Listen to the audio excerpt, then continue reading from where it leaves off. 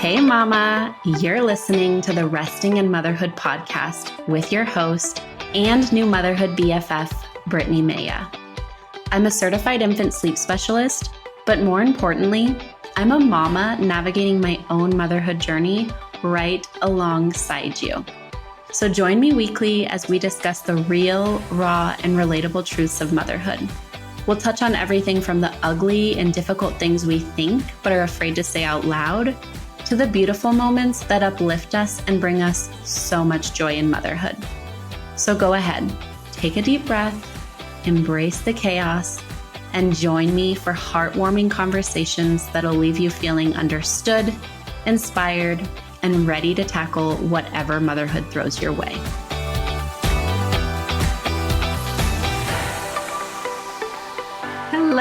Hello. I am so excited to be here today. So as I sat down today to talk to you and chat, I asked myself, how am I finding rest in motherhood right now? And that answer is simply by being kind to myself. It can be so easy to start beating ourselves up, make ourselves feel like we are doing a bad job or we're not doing enough. And the more we kind of get into those narratives, the worse we feel as mothers. And then we actually end up being more impatient. We end up having more dysregulation in our days. And so instead, if we can choose to be kind to ourselves and really treat ourselves the way we would treat our children or treat our best friend, I often find that motherhood feels a lot easier when I'm nicer to myself. So my way that I'm finding rest in motherhood right now is simply by being kind to myself. And this is a great segue into what we're going to be talking about today, because this is a total 180 from my first 2 years of motherhood. And before I dive into today's story, let me ask you, Mama, when was the last time that you did something only for yourself? Can you actually remember?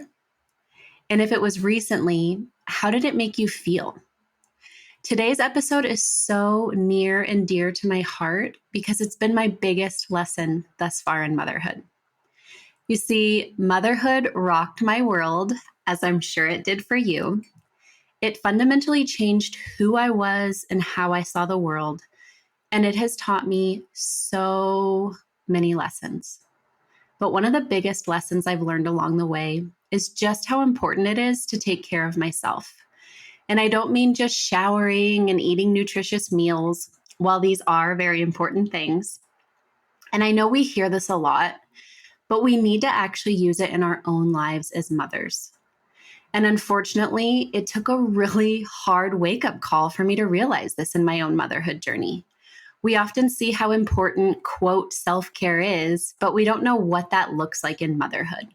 We don't know how to incorporate it into our lives while our whole existence is now centered around taking care of another human.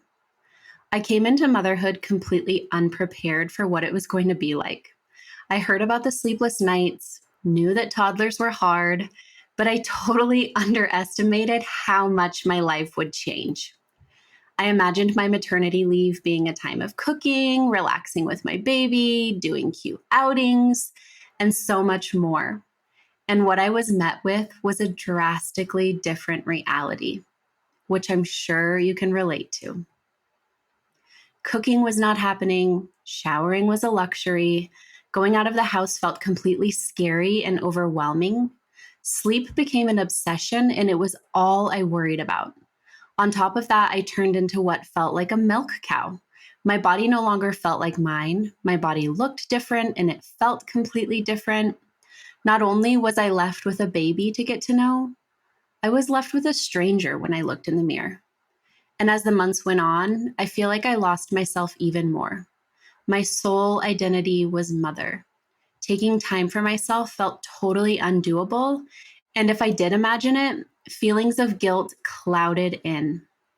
My now ex-husband at the time, would stay with Lila while I did basic things like take a shower or run to Target, but time for me, truly time for me, forget it. If I had to dig deep here, I would say that taking time for myself was scary for a few reasons. I had this image in my head that in order to be a good mom, I needed to be with her 24/7. Like doing things for myself automatically made me a quote, bad mom. On top of that, I felt this intense desire to control literally everything. I felt like I knew best, and in many ways I did. But the thought of leaving my daughter with someone, even her dad or my mom, who I am very close to do something that wasn't completely necessary, felt irresponsible and scary. Looking back, I know those feelings weren't fact, but in those days, they felt like my only reality. My life continued this way for over 2 years. Obviously, Lila, my daughter, grew and some things got easier. We left the house more, sleep got, quote, easier, breastfeeding became second nature, but this disconnection from myself really remained. I didn't know what I liked to do anymore. I didn't like how I felt in my body. I had completely stopped taking care of myself. No makeup ever, no hair done, and sweats were my uniform because they hid the parts of myself that I didn't like seeing. And I want to just say quickly that it's not necessary to do your makeup every day. If you don't like doing your makeup every day, don't do it. But for me, putting on a fresh face of makeup does make me feel fresh. It's a little bit of self-care. And so for me, I kind of just started turning into this person that was just trying to like blend into my environment and not stick out at all. I had truly stopped caring about myself. This left me with very little patience with my daughter. I felt irritated and anxious upon waking each morning, and little things were setting me off on a regular basis. I quite honestly wasn't enjoying motherhood and would even go so far as to say that I often felt like I hated being a mom. I'm just going to take a moment of silence for that statement because I think this is a statement that we all have felt at some point, even if it's in the deep, deep, dark depths of our hearts or our minds, and we would be so afraid to say it out loud. But I think it's something that we often feel. And it doesn't mean that we hate our children. It doesn't mean that we don't love our children. It's just that being a mom is truly so hard. And when we're not getting the support that we need or the self-care that we need, we can feel these feelings of resentment towards this incredibly huge role in our life. So if you're feeling that way now, or you've felt it and you've been embarrassed to say it or even think it, I see you. I've felt that, and it doesn't make you a bad mom. But then something happened within all of this in my motherhood journey. I had lost myself. I really wasn't enjoying motherhood. And then my marriage ended. I want to be clear here and say that my marriage didn't end because of parenting differences or really anything parenthood related. There were cracks from before parenthood that widened with time. The beginning of my separation was a roller coaster of emotions and figuring out how to simply solo parent. And then came his scheduled time with her. And this is where a glaring, gaping hole appeared in my life. I went from being a mom 24/7 to having almost 12 hours of me time during the week, and I had zero idea what to do with this time. This time was incredibly uncomfortable for me. I was left with a stranger, myself. What did I like? No idea. What did I need? No idea. How should I spend this free time? No idea. Who was I? No idea. And so I filled this time with work. Instead of taking some much needed rest and relaxation time, I worked. I worked hard. And then I ended up not only being burnt out in motherhood, but I was burnt out as a business owner. All because I was so unfamiliar with who I was, and the thought of simply being with myself and truly taking care of myself felt really uncomfortable.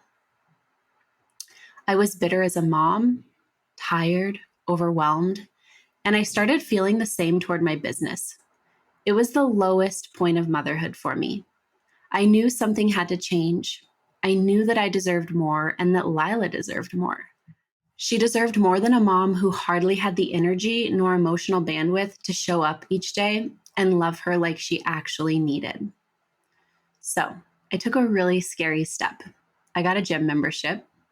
One of my absolute favorite hobbies before motherhood was working out. I was there 5 days a week. I loved it. I worked up right until I gave birth to Lila.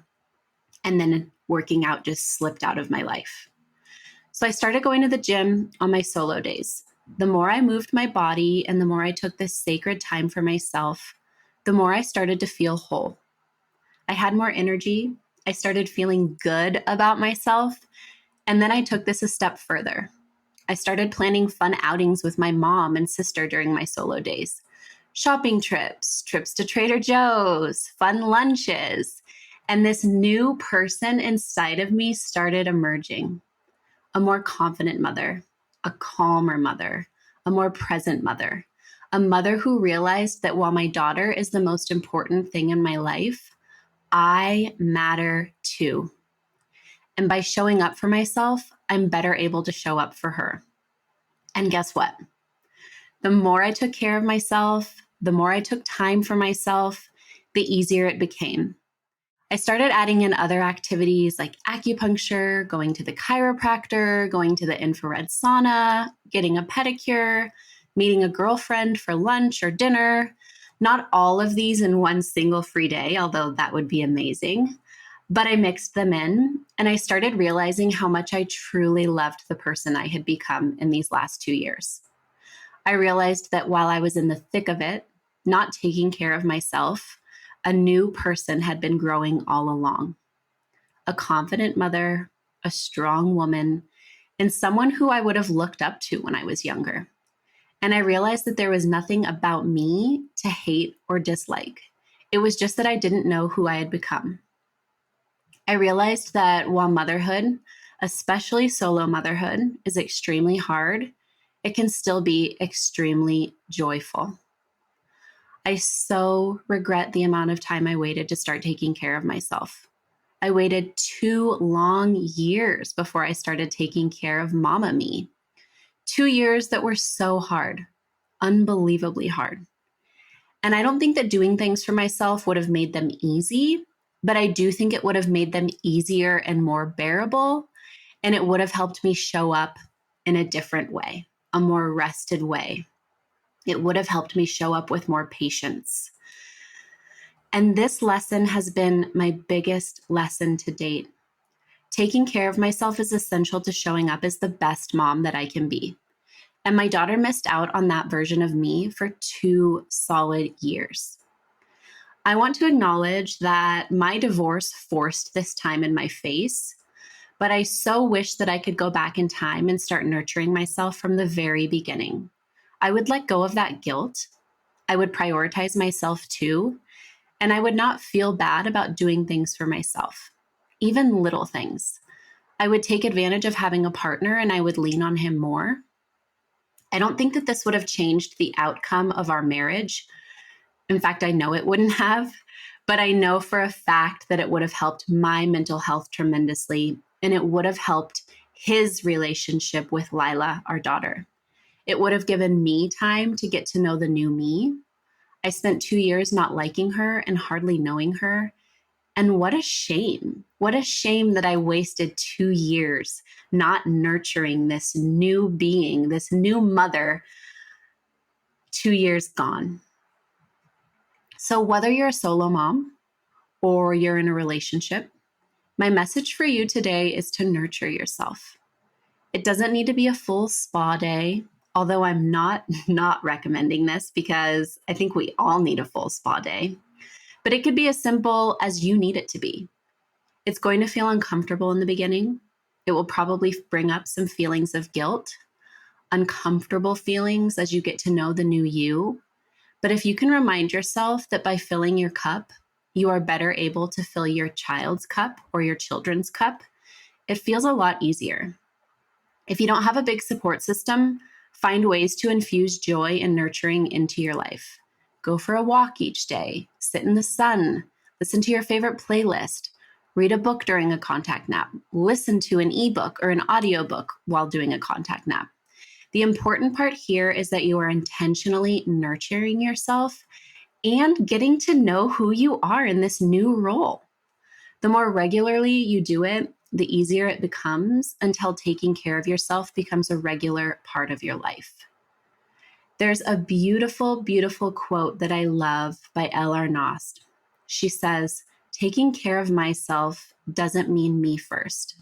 It means me too." And this is the lesson. You matter too, mama. Your experience matters too.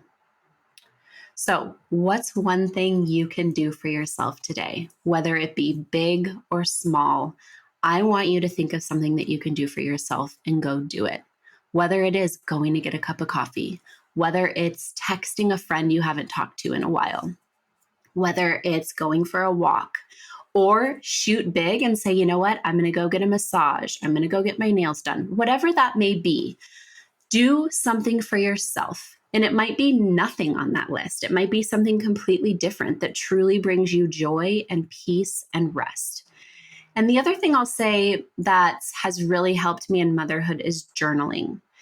Getting my thoughts on paper, just doing a mind dump has helped me so much in motherhood, just kind of reflect, get through my day. I usually do it either at the beginning of the day or the end of the day. And it really just helps me first connect to where I'm at. And then also just get anything that's out of me. And that also to me is a pure form of self-care because I'm taking intentional time for myself. I'm spending time with myself. I'm constantly evolving as a mom. I'm constantly evolving as a business owner. You're constantly evolving as a mom, as a person, as a friend, as a partner. We're all constantly evolving, but it is so important to continue to get to know ourselves as we evolve. And as mothers, the more we can take care of ourselves, the better we are able to take care of our children. So, what is that one thing you can do for yourself today? How can you find rest in motherhood this week? Let's meet up next week too. Make sure to subscribe to the Resting in Motherhood podcast on Apple Podcasts, Spotify, or wherever you're listening. Want to continue this conversation? Head to the show notes for this episode at restinginmotherhood.com/podcast or connect with me on Instagram at resting_in_motherhood.